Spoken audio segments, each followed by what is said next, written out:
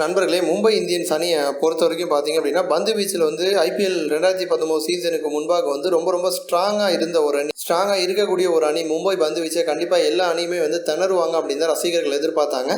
ஆனால் முதல் போட்டி டெல்லி கேபிட்டல்ஸ் அணிக்கு எதிரான போட்டியில் வந்து அப்படியே நிலைமை வந்து மாறிடுச்சு அப்படின்னு தான் சொல்லணும். உலகத்தரம் வாய்ந்த பந்து வீச்சாளர்கள் இருந்த போதுமே கூட வந்து மும்பை இந்தியன்ஸ் அணியால் வந்து ரன்னை வந்து கட்டுப்படுத்த முடியல, அதிகமாக வந்து அடிக்க விட்டுருப்பாங்க.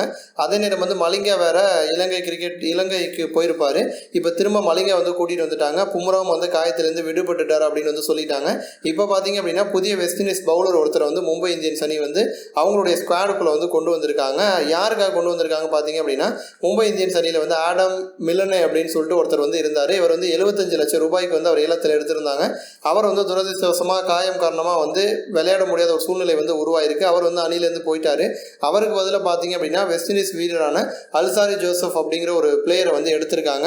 இவரை வந்து அதே 75 லட்சம் ரூபாய் கொடுத்து தான் வந்து எடுத்திருக்காங்க. இவர் வந்து வளர்ந்து வரக்கூடிய ஒரு இளம் வீரர். இது வரைக்கும் 9 டெஸ்ட் போட்டியில் விளையாண்டு 25 விக்கெட்டை வந்து இவர் வந்து எடுத்திருக்காரு. 15 ஒருநாள் போட்டியில் விளையாண்டு 24 விக்கெட்டை வந்து எடுத்திருக்காரு. ஸோ பந்து வீச்சுக்கு வந்து கை கொடுக்கும் விதத்தில் வந்து மும்பை இந்தியன்ஸ் அணி வந்து இவரை வந்து ஏலத்தில் எடுத்திருக்காங்க. ஏன்னா வந்து பேட்டிங் அப்படின்னு பார்க்கும்பொழுது ரோஹித் சர்மா இருக்காரு, யுவராஜ் இருக்காரு, இசான் கிசான் இருக்காரு, ஹர்திக் பாண்டியா இருக்காரு, குருணால் பாண்டியா இருக்காரு. இந்த மாதிரி வந்து பேட்டிங் ஆர்டரில் வந்து இந்திய வீரர்கள் நிறைய பேர் வந்திருக்காங்க. ஸோ பந்து வீச்சுக்கு வந்து கூடுதல் பலம் சேர்க்கும் விதத்தில் புது பந்து வீச்சாளர் வந்து வந்திருக்காரு. ஸோ மும்பை இந்தியன்ஸ் அணிக்கு அவர் எந்த விதத்தில் கை கொடுக்க போறாரு அப்படிங்கிறத நம்ம வந்து பொறுத்திருந்து பார்ப்போம்.